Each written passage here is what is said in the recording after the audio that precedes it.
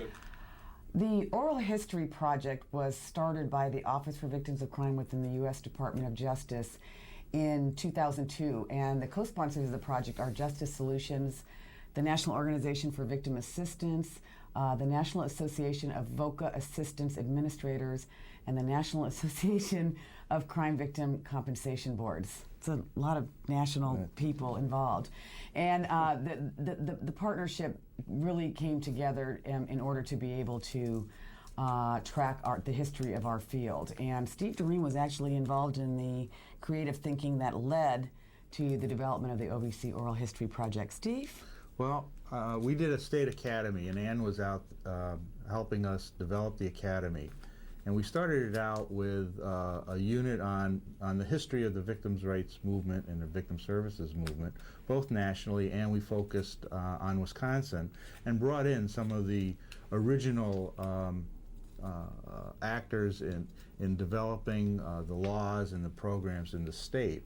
And the students were mostly younger advocates, people who had been in the field for several years, and I don't think until we talked to them afterwards, and I know Anne came back for a conference a year later and was struck by their response to realizing that they were part of a larger movement with a history, with some passion and some reasons for doing it, and it made them feel like they were contributing to something more than just a job, that this was a social movement and really helped drive their motivation. And so we thought sometime later we were having dinner with Joe Calando, who was one of the originators of services in Wisconsin and nationally, and we're sort of reminiscing and realized that there's a lot of information, material, people's perspectives to try to capture that drive and passion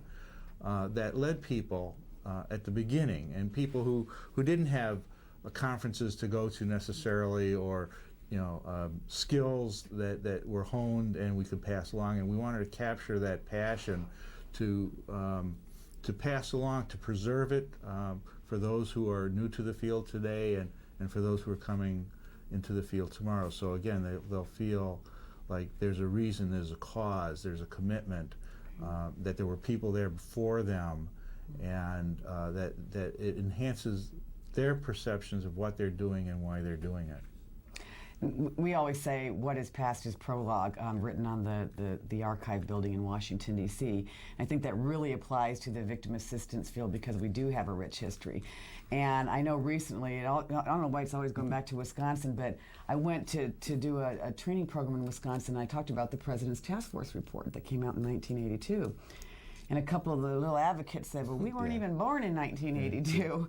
And I think we need to know about our ancestors. And that became, I think, the focus of this project. And we are going to be developing some OVC publications on the history of the field, specifically on the history of the President's Task Force report as well. But also we are going to be documenting this online. So crime victims and survivors and victim advocates, academicians and researchers will be able to use these archives of just some of the most wonderful people who've been in this field forever for research and for trying to understand the past of our field and how it's contributed to where we are today. So Steve?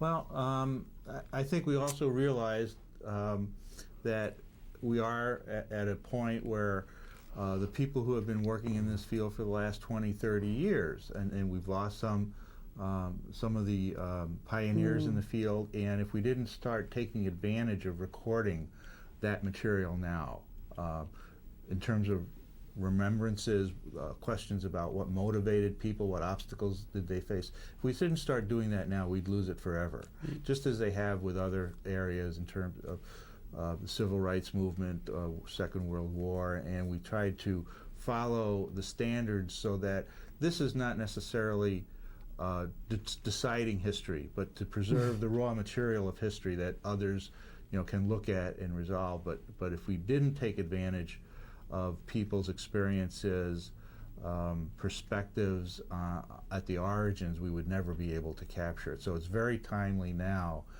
as we look to a new generation of advocates and providers and champions, that we start capturing it. Otherwise, we'll never have it. It'll be lost forever.